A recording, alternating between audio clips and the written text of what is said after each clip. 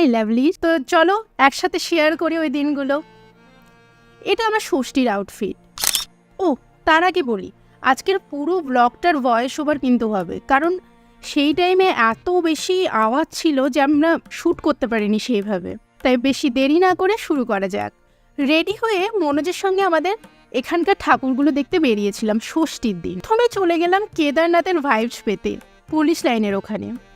প্যান্ডেলের ভেতরটা খুবই সিম্পল ছিল, কিন্তু ভালো করেছিল। দেন বাইরে বেরিয়ে দেখি একটা গরু আমাদের স্কুটিতে পাহারা দিচ্ছে, কি ইনোসেন্ট মুখটা। ওখান থেকে ফুচকার দোকানে চলে গেলাম স্পেশাল ফুচকা খেতে। জল ফুচকা খাওয়ার অতটা ইচ্ছে ছিল না, বেশ বড় ছিল ফুচকাটা, আর 7টা ফুচকা এক প্লেটে, পেট প্রায় ভর্তি হয়ে গেছিল। তারপর আরও কিছু ঠাকুর বাকি ছিল, সেগুলো আমরা একে একে করে দেখে নিলাম। এখানকার প্যান্ডেলটা খুব সুন্দর করেছিল, ওইগুলোও দেখছিলাম। ওখান থেকে ডিনারের জন্য পিৎজা স্পেশাল ক্যাফেটেরিয়ার আমরোসাতে গেলাম। একটা পিৎজা আর একটা হোয়াইট সস পাস্তা অর্ডার দিয়েছিলাম। পাস্তাটা বেশ ভালো ছিল। সত্যি বলতে দুর্গাপুজোতে এখানে যত না জমজমাট হয়, কালী পুজোতে কিন্তু বেশি ধুমধাম হয়, কারণ সব ঠাকুর আমাদের এখানকারই।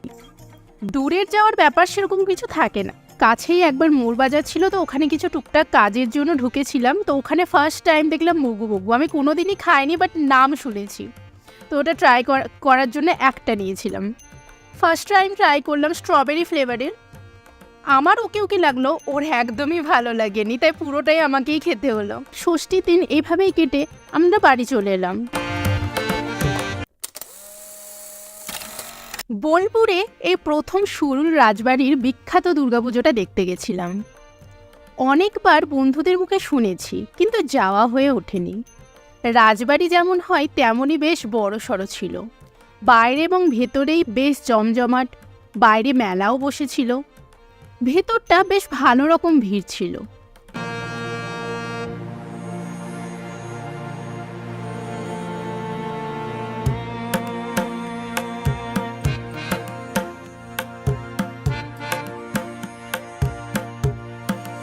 রাজবাড়ির পাশেই একটা শিব মন্দির, ওখানে দেখলাম দুর্গা ঠাকুর হয়েছে।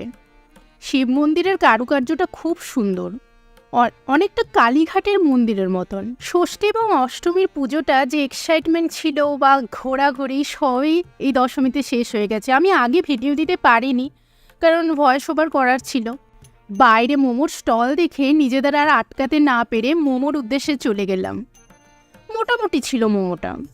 থেকে খানিকটা দূরে একটা ক্যাফে কাম রেস্টুরেন্টে এলাম। ইন্টেরিয়ার ডেকোরেশনটা এদের খুবই সুন্দর ছিল। উপরে বসার জায়গায় আমি আরও গেলাম, ফটোশ্যুট, রিলস অনেক কিছুই বেশ বানালাম, সবই ইনস্টাতে পোস্ট করব। চারিদিকটাই বেশ নিরিবিলি। ওখানে 2 কাপ কফি আর একটা ফিশ ফিঙ্গার অর্ডার দিয়েছিলাম। রেস্টুরেন্টের নাম এবং ফোন নাম্বার কিন্তু আমি ডেসক্রিপশনে দিয়ে দেবো, চেক করে নিও। একটু অফবিট প্লেসের মধ্যে, কিন্তু খুবই সুন্দর রেস্টুরেন্টটা ছিল। যদি তোমরা কোনোদিন ভাবো বোলপুরে আসবে এবং এখানে ভিজিট করবে, তো দেখতে পারো।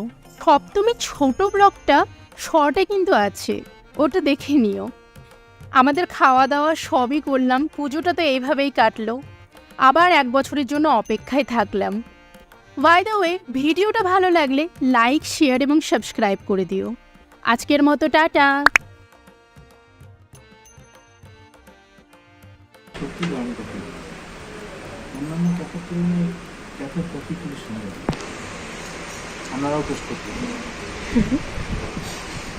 এক প্রকারের প্রমোশন হয়ে গেল।